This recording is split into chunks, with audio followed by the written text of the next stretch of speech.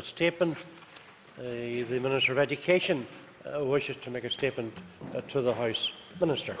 Leila Kate Hain, Ancordia, Bawailam Righteous Yanu, or Morani, Fui Nashe, Walu, Forbaha, the Hollaher, Ear, Bonskaliactia, now Rahani. August 8 Don Quagismo, Egfrestial, or Erher Vale Firstia. With your permission, Mr. Speaker, I wish to make a statement on my decision on the 6 development proposals for non-selective primary provisions, which are aimed largely at serving East Belfast. There has been a significant level of interest in these proposals. The proposed changes are of such significance for the East Belfast area that I felt that it was important that I formally report my decisions to the Assembly. The purpose of the statement is therefore to inform you of my decisions and the reasoning behind those decisions, and to outline the next phase of area planning in this geographical area. As members may be aware, the Belfast Education and Library Board and the Southern Education and Library Board published 6 development proposals affecting 7 post-primary schools in the east of the city and Holywood. The purpose of the proposals is to reshape controlled secondary and controlled integrated provision, largely for the East Belfast area, to meet changing demographics and the future needs of the area. The area covered by the proposals includes inner city and suburban Belfast east of the Lagan, from Newton Breda to Holywood, and also covers Dundonald. This area straddles the boundary of 2 separate administrative bodies, namely the Belfast and South Eastern boards, but it forms a distinct planning area for the provision of post-primary non-selective education. There are 12,700 post-primary pupils currently attending schools in the Greater East Belfast area. These proposals will directly impact on around 3,500 pupils attending the 7 schools affected. The significant issues raised in these proposals have clearly highlighted the need for area planning. In particular, it has become evident that managing authorities need to coordinate their activities and ensure related and interdependent development proposals are brought forward at the same time. This will provide clarity for everyone on the proposals and the impacts, and enable a holistic consideration of the area solution and proposed changes. In bringing forward these development proposals, the boards have rightly highlighted their responsibility to deal with the immediate issues such as underachievement, raising standards and closing the gap, budgetary constraints, surplus places and poor accommodation. However, it is important that administrative boundaries do not impede coordinated planning for a distinctive geographical area such as East Belfast. At the centre of this process must be decision-making in the best educational interests of children and solutions which can be implemented in a manageable manner. As Minister, I have the responsibility of scrutinising proposals presented to me from the perspective of the pupils and the communities they are designed to serve. The proposals put to me for consideration in this case are to amalgamate Newton Breda and Knockbreda High Schools, to close Orangefield and Dundonald High Schools, and to increase the size of Ashfield Girls and Boys High Schools and Priory Integrated College in Holywood. As I have already stated, the scale and impact of these proposed changes are significant. They reflect the need to restructure provision in the area to best meet the future educational needs of the population. I would like to take this opportunity to commend the Belfast and South Eastern boards for the work they have undertaken to identify the issues and develop proposals for change. Both have recognised that change was necessary. Necessary because the young people of the area deserve to have high-quality education that will improve and enhance their life opportunities. As I have said, East Belfast straddles the boundary between Belfast and South Eastern Education boards, and there is significant movement of pupils between the 2 planning authorities. This in itself presents a set of unique challenges for the 2 boards, challenges that would be easier to manage if there was a single planning authority, as envisaged through the establishment of the Education and Skills Authority. In advance of ESA, it is my view that the only way forward is for the 2 boards to engage in high levels of collaboration and constructive coordination to ensure proposals take account of the needs of all the young people in the area. When all said and done, these proposals will set a pattern of education provision to serve this community for the foreseeable future, and most certainly for at least the next 20 years. In assessing the proposals, I must have confidence that the changes represent the best solutions for the pupils in the area and are coordinated, robust and future-proofed as far as possible. In relation to a number of the proposals presented, the evidence for my decision was unequivocal. However, in relation to others, I believe further work is required, and as such I am not in a position to approve them at this time. I will be asking the two planning authorities to jointly reconsider a number of issues and come back to me with more compelling evidence, and I will look at the new proposals with an open mind. Turning to the decisions. Firstly, the amalgamation of Newtonbreda and Knockbreda High Schools. Enrolments at Knockbreda have steadily declined from 574 in 2007-08 to 395 in 2012-13. This is significantly below the minimum enrolment threshold of 500 set out in the Sustainable Schools policy. The performance of both schools at GCSE level has been significantly below the average. However, there have been some signs of improvement in recent years. The amalgamations proposed will result in a school of around 1,000 pupils. I have decided to approve this proposal. I believe it will provide the opportunity for the development of a viable and sustainable school. This will be a new school focused on improvement and addressing the issues faced by both schools in the past. Initially, this school will operate on a split site. When the time comes to consider a new build, I will require the South Eastern and Belfast boards to work together to determine the most appropriate location for the new schools which best serves the local population. Schools should be in the heart of the communities they are serving and easily accessible for all pupils. The amalgamation will take place in September 2014 or as soon as possible thereafter, depending on the arrangements needed to give effect to this amalgamation. I want planning to start now to ensure a smooth transition to the new arrangements. My officials will work closely with the South Eastern Education and Library Board to ensure a managed transition. My next decision relates to Orangefield High School. The Sustainable Schools policy is clear. The core issue for a school's sustainability must be the continuing provision of high-quality education for the pupils. As enrolment in a school's fall, the number of challenges it must overcome in order to provide a high-quality education rise. With only 92 pupils remaining in Orangefield High School, it has declined to such an extent that it is no longer feasible to delay its closure. Regrettably, this is an example where it has been left too late to turn the situation around. Again, regrettably, the only reasonable option available to me regarding the future of Orangefield High School is to approve its closure from the 31st of August 2014. In making this decision, I have advised the Belfast Board of the need for it to work closely with the school, with any school which will receive Orangefield High School pupils, to produce an action plan for the improvement in outcomes in public examinations. I now want to turn to the future of Dundonald High School.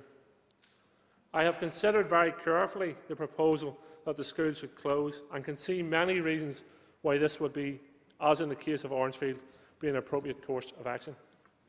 However, I believe that a case exists to explore a very different solution for Dundonald and its young people. Dundonald is a large urban area with a significant population of school-aged children. There is no other inclusive post-primary school close by. From engagement with local representatives, it is clear to me that this is a community whose young people need and should rightly expect to be able to access good quality secondary education. It is equally clear that this has not been happening. The provision in Dundonald High School has quite simply not been good enough. The last follow-up inspection, just a couple of months ago, while highlighting some modest improvement, painted a graphic picture of low attendance, low attainment and low aspirations. But the school is in the right geographical location, the young people are there, and the community, like all communities, need and deserve a good school. So I have decided on this occasion not to accept the proposal for closure. Dundonald High School will remain open. However, for the school to flourish and its young people to achieve to their full potential, it is clear that attitudes, expectations for pupils' attainment and provision will need to change. My department and the South Eastern Education and Library Board will play their part in delivering the change that is necessary. This will not be easy, and we will not be able to do it without the help of the community, but we are prepared to do our utmost. The South Eastern Board will use the opportunity presented by the current reconstitution exercise to reinvigorate the school's Board of Governors in the coming months. ensuring the appointment of people with the skills necessary to deliver progress on an extremely challenging agenda. A recruitment process will commence shortly to appoint a permanent principal, a visionary leader capable of providing clear strategic direction, who is accomplished at raising and sustaining achievement, who can demonstrate a proven track record of supporting teaching and learning, and who sets high standards and expectations for all of the young people. An intensive support programme will be put in place by the South Eastern Board, supported by my department, designed to improve the quality of teaching and learning in the classroom, the quality of leadership, management at all levels, and the educational experience of the pupils. But this alone will not be enough. For Dunnhannold High School and its young people to flourish, the support of the community and its elected representatives will be necessary. I have met many from the community who made the case for the school to remain, and I have been impressed by their passion, their enthusiasm and their determination. I have listened, but my decision does not mean that they have achieved their goal. That goal cannot have been merely to sustain a school. It has to be to sustain a good school. A school that is characterised by excellent leadership, by high-quality teaching and learning, by high expectations for the attainment of pupils, but also by the support it receives from the community. So to the people who called on me to keep Dundonald open, my message is simple. Your campaign is not over. It has only just begun. Show me, and more importantly, show the young people in your area that you are serious about demanding a high-quality education, that you are determined to stamp out inadequacy, raise achievement and expectation for your young people, and show that you value and believe in what the young people of Dundonald can achieve. My department and the South Eastern Board will play their part, but so too must you play yours. This is the beginning of a journey, and I do not expect that it will be an easy road to travel. I now move on to Ousefield Boys and Ousefield Girls High School. The proposal for the expansion of Ousefield Boys and Girls High Schools and Prairie Integrated College are aimed at covering the northern end of East Belfast. However, I am not convinced that the proposal for Prairie College actually provides for part of the solution for the greater East Belfast area, as it serves largely the North Down area. So I will deal with it separately. The proposed additional 490 pupils at the Ousefield schools represents a large increase and would have a significant impact on other schools in the area. Neither Ousefield schools has spare places, but both were subscribed in relation to Year 8 first preferences in the current 13-14 year and in some previous years. There is also a significant level of unfilled places in other controlled schools in both Belfast and South Eastern Board areas. The proposed sixth form increase at both schools amounts to 255 places, resulting in a combined sixth form capacity of 400 places. Such large increases in sixth form provision would also impact on other schools in the area. I have carefully considered the Ousefield proposal in the wider context of the whole East Belfast area. The area plans for both the Belfast and the South Eastern Boards indicate that expansion in several post-primary schools in the areas is anticipated. However, there is insufficient evidence that proper coordinated strategic examination of sixth form provision that includes both grammar and integrated sectors has been undertaken. Taking this into account, I have concluded that I am not in a position to approve these proposals at present. I want to see a coherent set of proposals from the boards that reflect the longer-term needs in the area, particularly sixth form provision. I believe the proposals, as currently structured, are premature, and further work is required to ascertain exactly what provision is needed to meet the needs of pupils in this area, both at years 8 to 12 and also within sixth form. I need to have an understanding of the total area solution proposed before making decisions on individual proposals. I believe the Ousefield schools have the confidence of the community they serve, and I want to get it right so that confidence remains. There will be change, but just not at this time. Finally, I have considered the case for Prairie College. As I have previously stated, based on the demographic information presented, this school is not a natural provider for pupils from the East Belfast area. The school has a catchment area which largely covers North Down, but its close proximity to East Belfast means that decisions taken for either area will have ramifications for the other. So it cannot be totally divorced from the overall pattern in that area. The school contends that it is currently capped below the level set out in my department's Sustainable Schools policy, and it should be afforded the opportunity to grow to this level. The proposal is to increase the enrolment of Priory College to 600, which will allow the school to grow to Sustainable Schools policy minimum enrolment from 11 to 18. The actual enrolment figures point out that the school is currently undersubscribed at its first preferences. There has been no substantive growth in overall enrolment in years 8 to 12. There were 425 pupils enrolled in 208-09 as compared to 430 in 2012-13, but there has, however, been a growth at sixth form. As with my decisions in relation to the Archfield proposals, the issue of the level of sixth form places in East Belfast and neighbouring areas needs to be considered strategically by the South Eastern and Belfast boards. Provision at Priory may form part of this consideration. I have looked closely at the issues raised in this proposal and taken account of my duty to encourage and facilitate integrated education. I want to give the school the opportunity to demonstrate that there is a need to provide for unmet demand for integrated education in this area. I have therefore decided to approve their proposal, but with a modification. I am approving a modified enrolment of 500 with a Year 8 admission number of 100. This will enable the school to grow over time to a sustainable level if the demand materialises. Some will say that the school is capped below the Sustainable Schools level for an 11 to 18 school. To that I would say, I want to see a managed increase from Year 8, which is why I am setting an admissions number of 100. This is necessary in order to preserve the balance between the lower school and the sixth form. If I see a marked increase in the lower school within 3 years, and should the demand for places require any further increases, I will happily consider a further development proposal from the board at that stage. It will be for the South Eastern Board to keep the situation under review to ensure the enrolment number is fit for purpose. I will watch with keen interest how this school develops. I have outlined for you in my response to the proposals that have been presented to me. I know you will want time to consider this in more detail, so I will place a copy of the full submission on which my decisions were based on my department's website. Turning to the next phase for East Belfast, I have made it clear that area planning applies to all publicly funded schools. No sector can be planned for in isolation, and no publicly funded school can remain outside the process.